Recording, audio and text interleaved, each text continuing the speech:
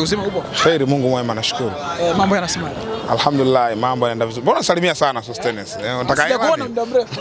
Hata yeye pia nataka. Uogopi? Ela sawa ni uogopi? Sawa.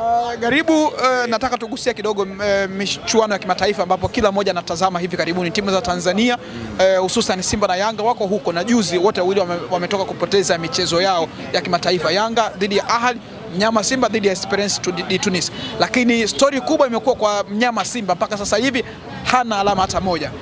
Karibu, kwa namna ambavyo muona mnyama msimu huu, unadhani hiki ambacho tunakizungumza leo, mnyama hana alama hata moja, changamoto imekuwa ni nini? Changamoto kusema kweli kwa kundi lake lilivyo, na yeye mwenyewe nimzungumzie yeye mwenyewe, changamoto naona commitment imekuwa ndogo sana kwa wachezaji wa Simba. Simba bado ina wachezaji ambao wakijitoa kwa kujitoa kweli kwa kweli wanaweza kuitoa Simba hapa tunapoiona leo na ikawa kwenye nafasi nyingine, lakini kwa ambacho naona kuna changamoto ambayo wako nayo. Sasa hii changamoto inawezekana ikawa maeneo mengi. Nadhani tushaye kujadili siku moja, nilikwambia inaonekana kama uongozi bado haujaseto vizuri. That time wanaenda kufanya kikao, maneno yalikuwa mengi, yanarushwa huko na huku, watu hawa wanarushiana maneno na hawa maregend wa timu, watu ambao wanaifahamu vizuri kama Jamhuri Kiwelo.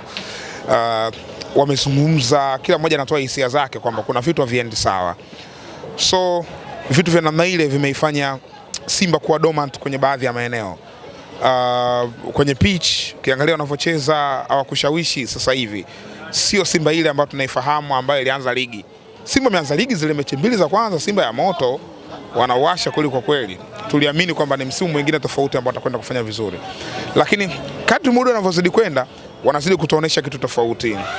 Performance inazidi kushuka chini. Kwa mara ya kwanza kwenye historia ya klabu yao, kwenye miaka hii ya uwekezaji mkubwa walioufanya, wamecheza michezo mitatu ya kwanza, hakuna walioshinda, hakuna waliopata angalau alama moja. Wamepoteza michezo yote mitatu katika mazingira tofauti. Wamepoteza jijini Dar es Salaam, sehemu ambayo ni ngome yao kuu ya kufanya vizuri. Wamepoteza jijini Bamako, Mali, kwenye timu ya daraja la kawaida tu kwa profile na Simba. Wamepoteza jijini Tunisia, majiji matatu tofauti, na yote hakuna ambako wamepata alama hata moja. Sio tabia ya Simba ambayo tumemzoea. So naona kinachotakiwa ni ambacho nakiona ni ile commitment kuwa down. Ina wachezaji kujitoa kumekuwa kidogo. At least hii mechi na Esperance, hii nimeona wachezaji wakipambana. Nadhani pia kwa sababu technical staff imebadilika. Amekuja kocha mpya, wachezaji wanatakiwa kujitoa kwa sababu hujui nani anaenda kuchukua nafasi. Tumeona pia maingizo mapya kwenye kikosi. Kwa hiyo wachezaji kila mmoja anataka kujitoa ili aaminiwe na kocha mpya. Lakini wachezaji sometimes inawezekana kwa wanacheza chini ya kiwango kwa sababu pia ya kelele hizi ambazo wanazisikia nje. Nje wenyewe wanaonekana mashabiki wanakata tamaa. Kwa hiyo hata na wao wachezaji pia wanakuwa wajitoi sana wakiwa wanajua hata kama tutapoteza, lawama zitaenda kwa viongozi, lawama tutazungumziwa timu yote kwa ujumla. Kwa hiyo vitu vya namna hiyo vimeiangusha sana Simba. Sawa, bado mashindano ya kimataifa yanaendelea, alama 9 ambazo ameshazipoteza. Je, huyu mnyama Simba aendelee kuwekeza nguvu kwenye mashindano ya kimataifa au akubali kwamba huku tayari nimefeli, ajipange na bado huku kwenye ligi kuu kwa sababu anahitaji ubingwa wa ligi lakini pia FA? Je, awekeze nguvu kimataifa au bora kule achane nako arudishe nguvu NBC? Good thing ni kwamba Simba wana nguvu ya kuperform kote, kuperform ndani na kuperform nje, na wameshathibitisha hilo kwenye misimu mingi tu. Walikuwa wanafanya vizuri katika ligi ya ndani, wanafanya vizuri kimataifa. Kwa hiyo ni biashara ambao wanaweza kuifanya. Kwa hiyo tukisema wa focus ndani peke yake, maana yake ndani kuna Young Africans ambao kimsingi wamechukua ubingwa mara 4 mfululizo, tena huku akiwa anashiriki michuano ya kimataifa na bado anaonekana kuwa mshindani wake mkubwa. Ni mshindani wake ya.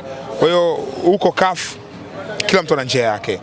Yanga ana njia yake ambayo sio nzuri sana kulinganisha na Simba, kwa sababu Simba imeperform kwenye miaka hii, Simba imeperform zaidi kuliko Yanga. Lakini pia Simba tumezoea kuiona kwenye robo finali. Ikiishia group stage inakuwa ni miongoni mwa misimu ya failure kwao. Ni msimu ambao wamefeli. Hata viongozi Leo wakikosa kuchukua ubingwa wa ligi kuu, makelele yanaweza siwe mengi, ila mkishindwa kwenda robo finali na mkashindwa kuchukua ubingwa wa ligi kuu, makelele yatakuwa mengi zaidi, kwa sababu mmeshindwa standardi zote mbili. Standard ya Simba ni ubingwa wa ligi kuu au nafasi ya pili, sawa. Standard ya kimataifa ni robo finali. Kwa hiyo maana yake standard ya ligi kuu mmeshindwa kuipata ile standard kuu ya kuchukua ubingwa, kimataifa mmeshindwa kwenda robo finali, maana yake mmefeli. Kwa hiyo viongozi watakuwa kwenye pressure kubwa, wachezaji watakuwa kwenye pressure kubwa kuhandle hiyo situation. Kwa hiyo sioni kama kuna haja ya kusema wa sacrifice upande mmoja waingie upande mwingine. Hapana. Bado CAF nafasi ipo. Ugumu unakuja tu baada ya matokeo ya jana pia ya Stade Malien yamekwenda kuongeza ugumu wa kundi na ugumu wa nafasi ya Simba. Stade Malien ndio timu ambayo tulikuwa tunaipigia hesabu kwamba ndio timu dhaifu, itamaliza kwenye nafasi ya chini, na hiyo ni fakti kabla ya kundi kuchezwa. Kwa sababu ninavyosema fakti kabla ya kundi kuchezwa, kwa sababu Stade Malien ndio timu ambayo imeingia kutoka katika pot nambari 4, sawa, maana yake poti ya wanyonge. Kwa hiyo yeye ameingia kwenye kundi akitokea kwenye sehemu ya wanyonge. Nafasi ya kwanza ilikuwa ni Esperance de Tunis, nafasi ya pili ilikuwa ni Simba, nafasi ya tatu ni Petro de Luanda. Lakini leo tunapozungumza story iko tofauti. Story iko tofauti kivipi? Yule ambaye alikuwa anaonekana kibonde ndo anaenda kuwaharibia hawa wote watatu, ndio yuko juu kwenye msimamo, sawa, ana alama zake 7. Huyo ndo kibonde. Maana yake kama kibonde anaondoka, tafsiri yake kuna slot moja imebakia. Hiyo slot inakutanisha timu heavyweights 3. Wapo Esperance, wapo Simba wenyewe, wapo na Petros Atletico. Hawa watatu mmoja wapo aungane na Stade Malien kwenda mbele, si ndio? Sasa watatu hawa kweli utapoteza wote? Simba wewe anashinda yeye tu, kwamba yani mechi zilizobakia hizi hawa kina Petro kina Esperance hawashindi, anashinda yeye tu, Simba aende mbele. Unaona kuna ugumu. Inawezekana, lakini kuna ugumu katika hilo. Simba hata kama atashinda mechi yake inayofuata, bado yuko pale pale. Ni ngumu. Maana yake hata kama atamfunga Esperance, just imagine. Hiyo tunasema kwamba hata utashinda mechi yako inayofuata, sio unacheza na KCCA, unacheza na Esperance. Bado unaondoka unaenda kucheza na Petro. Yes, utoke hapo uende Luanda, Angola kucheza na Petro. Just imagine.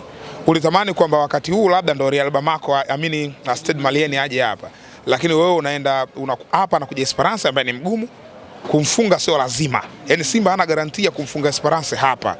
Utoke hapo uende Luanda, Angola kucheza na Petro de Luanda ambaye na mwenyewe hayupo kwenye hali nzuri. Na yeye anazitamani hizo pointi 3 za Simba ili afuzu.